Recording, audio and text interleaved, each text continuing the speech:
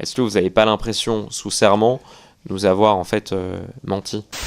Non, non, non, non, non. Madame Lucet, dans nombre de vos enquêtes, des procédés comparables, des caméras cachées, des enregistrements à l'insu des personnes, des interpellations directes aussi, jusqu'au domicile des individus pour obtenir des réponses. Monsieur le rapporteur, petite précision, non, on ne va jamais devant le domicile des personnes qu'on veut interviewer. Lors de votre cache investigation sur LVMH, vous êtes allé devant le domicile de Nicolas Puech en Suisse.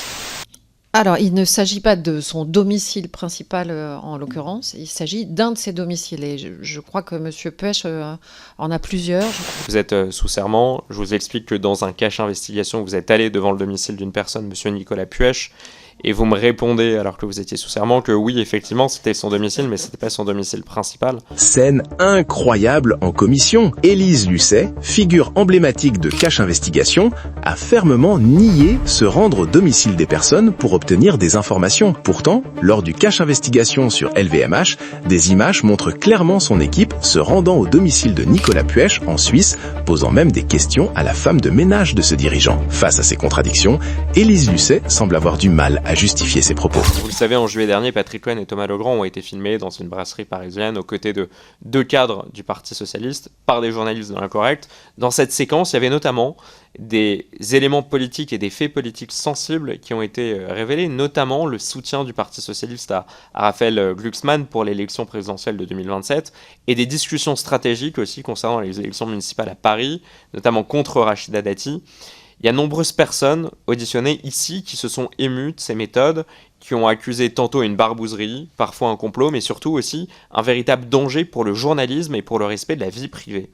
Madame Lucet, vous utilisez, ça a déjà été dit, mais dans nombre de vos enquêtes, des procédés comparables. Des caméras cachées, des enregistrements à l'insu des personnes, des interpellations directes aussi, jusqu'au domicile des individus pour obtenir des réponses. Il y a à peine quelques mois, vous déclariez sur vos réseaux sociaux, dans une vidéo, je vous cite, « Si le sujet est d'intérêt général, que tout ce que je vais obtenir grâce à la caméra cachée ou à mon enregistrement téléphonique, ça donne véritablement des informations à vous, là j'ai le droit d'utiliser une caméra cachée. » Est-ce que, ma question est simple, est-ce que vous condamnez la méthode employée par les journalistes de l'Incorrect dans cette affaire Patrick Cohen et Thomas Legrand?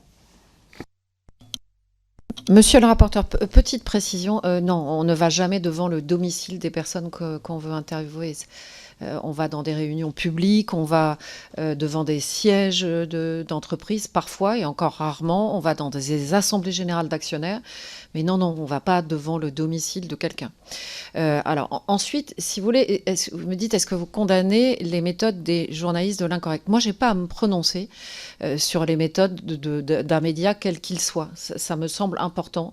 Je ne suis pas là. Je suis là pour dire dans quelles conditions, nous, on utilise les caméras cachées. Et encore, au risque de me répéter, hein, je vais essayer de faire court pour être concise. On ne les utilise qu'en dernier recours, quand on a tout tenté avant pour avoir le contradictoire qui était nécessaire à une enquête qui était déjà poussée. Le procédé donc est légitime et il y a obligatoirement des règles à respecter.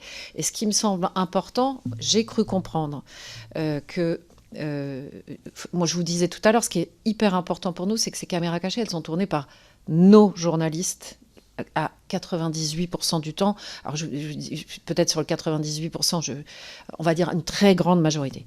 À de très rares fois, elles sont tournées par des sources avec lesquelles nous avons véritablement noué des liens de confiance. Donc encore une fois, des sources qui sont pas des sources qui arrivent du jour au lendemain.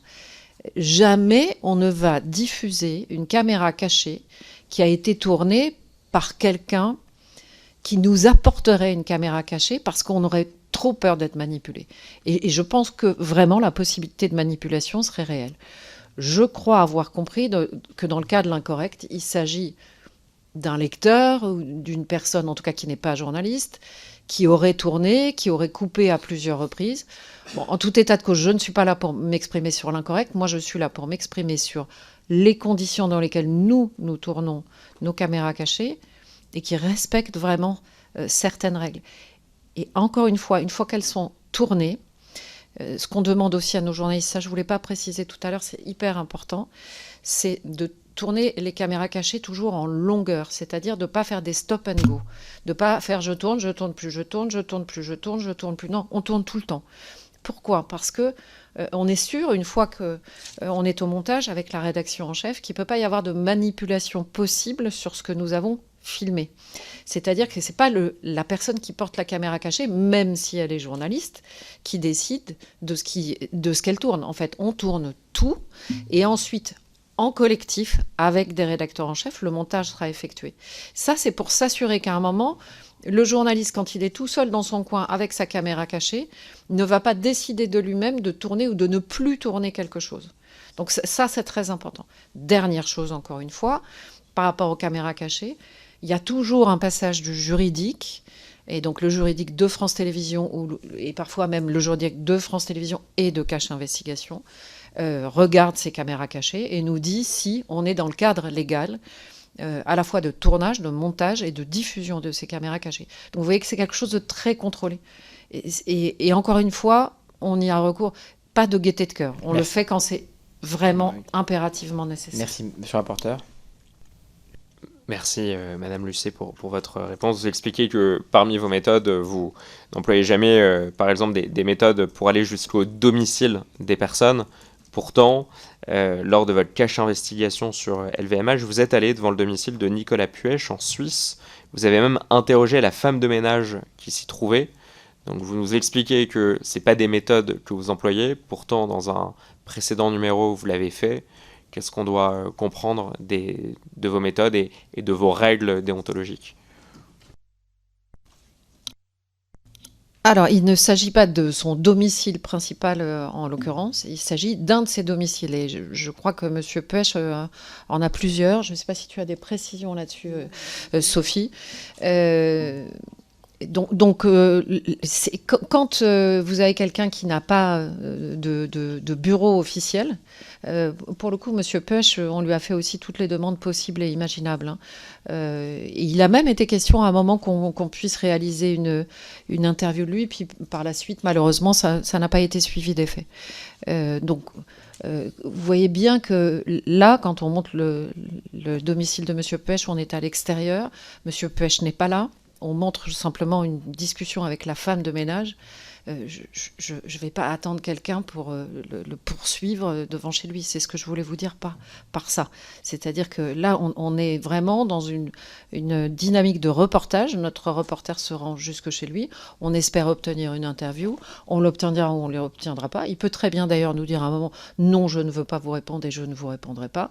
Et M. Puech était tout à fait capable de le faire. Ce que je veux dire, c'est qu'à aucun moment, nous, dans la volonté qu'on peut avoir de recueil du contradictoire, quand on a épuisé tout ce qu'on pouvait épuiser, on ne se rend devant le domicile de quelqu'un. Juste pour bien, parce que c'est important, on est ici sous serment, c'est très écouté cette commission d'enquête, on a besoin de bien comprendre parce que ce n'était pas exactement la même réponse à la première question du rapporteur.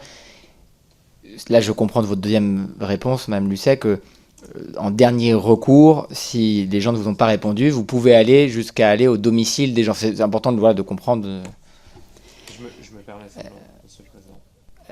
Monsieur le Président, simplement, je me permets. Je vous ai posé la question sur les méthodes que vous employez. Vous me répondez en expliquant que vous n'allez jamais devant le domicile de ces personnes. Vous êtes sous serment. Je vous explique que dans un cache investigation, vous êtes allé devant le domicile d'une personne, Monsieur Nicolas Puech. Et vous me répondez, alors que vous étiez sous serment, que oui, effectivement, c'était son domicile, mais ce n'était pas son domicile principal. Est-ce que vous n'avez pas l'impression, sous serment, de nous avoir en fait menti ? Attendez, parce qu'il faut que le rapporteur s'organise. Et si cette question, moi, c'est mon rôle, effectivement, de faire revenir quand vous prêtez serment. Donc, je l'ai fait, le rapporteur vient de le refaire. Bien sûr. Voilà, allez-y, Mme Lucet, et ensuite, Mme Le Gall, pareil, domicile le cache personnes. investigation est peut-être être regardé. Je ne suis pas allée devant le domicile de M. Puech. Non, moi je ne suis pas allée devant le domicile de M. Puech. Mon journaliste y est allé, mais pardonnez-moi, ça c'est la démarche normale du reportage, d'aller devant pour tenter de recueillir. Moi je vous disais tout à l'heure sous serment, et je vous le redis sous serment, donc je suis très claire, moi, Élise Lucet, je ne vais pas en dernier recours, devant le domicile de quelqu'un que nous tentons d'interviewer, en l'occurrence la personne là que je vous dis avoir par texto quasiment tous les jours, je ne vais pas aller devant son domicile pour tenter de l'interviewer.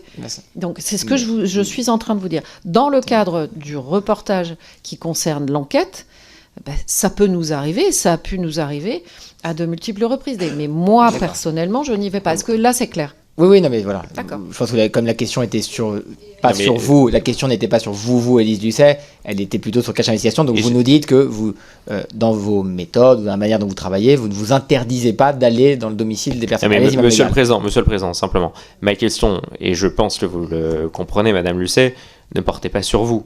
C'est sur vos journalistes, vos rédactions, vos enquêtes. Je vous demandais si, dans les méthodes où vous alliez au domicile de certaines personnes, c'était acceptable. Vous m'avez répondu sincèrement que vous n'y alliez pas.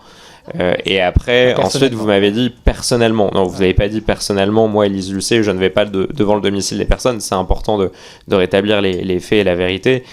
Je vous ai démontré que dans certains magazines, vous alliez avec, vos journalistes allaient devant le domicile. Vous voyez, il y a aussi un rapport à l'information, à la vérité de l'information, qui peut être mise en cause et mise à mal par ce type de déclaration. Alors Madame Le Gall, allez-y, donc Mme Lucet, vous n'allez pas devant les domiciles. Maintenant, est-ce que dans Cash Investigation, vous y allez, c'est des méthodes que vous utilisez? Alors, je pense qu'effectivement, il y a eu une incompréhension entre vous, parce que je pense qu'Élise parlait d'elle personnellement.